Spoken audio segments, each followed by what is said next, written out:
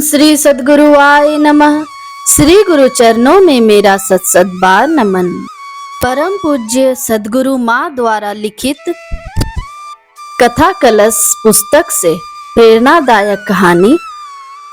शीर्षक शंकराचार्य को आंवले का दान। एक बार शंकराचार्य जी महाराज भिक्षाटन के लिए निकले। एक झोपड़ी के दरवाजे को खटखटाए और कहे, माता भिक्षांग देही।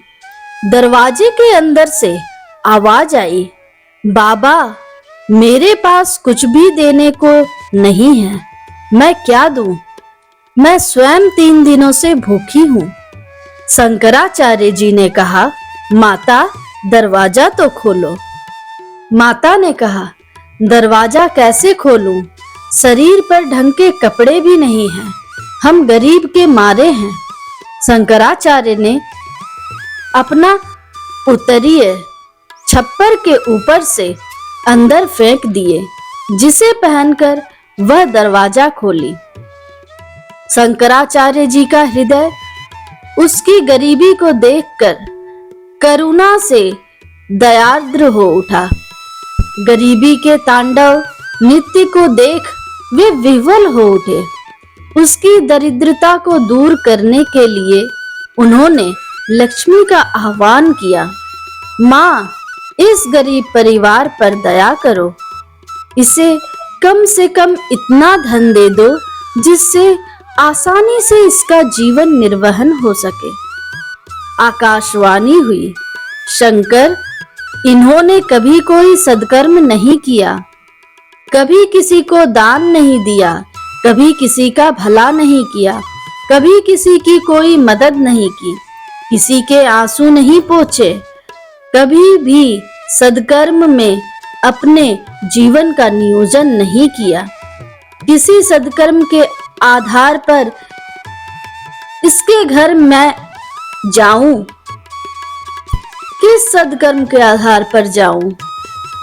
शंकराचार्य चुप हो गए।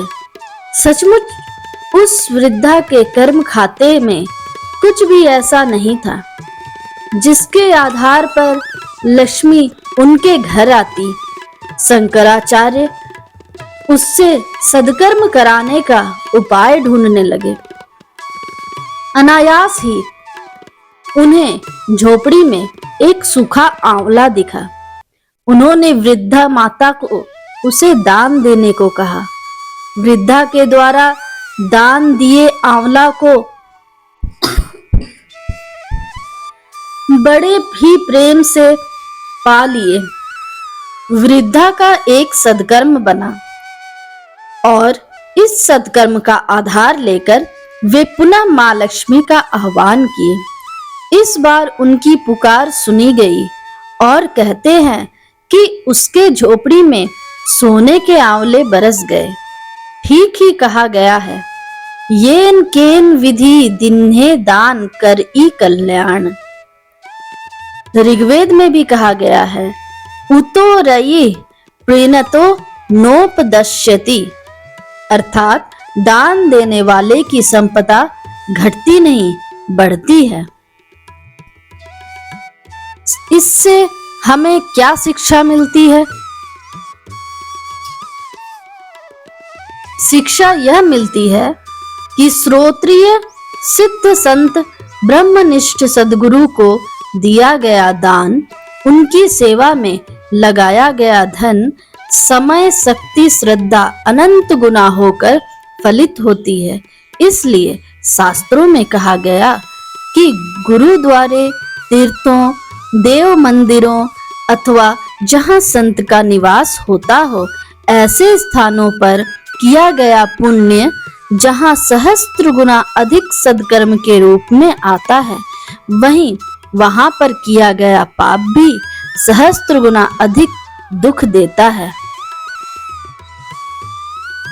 शुभम भवतु, मंगलम भवतु।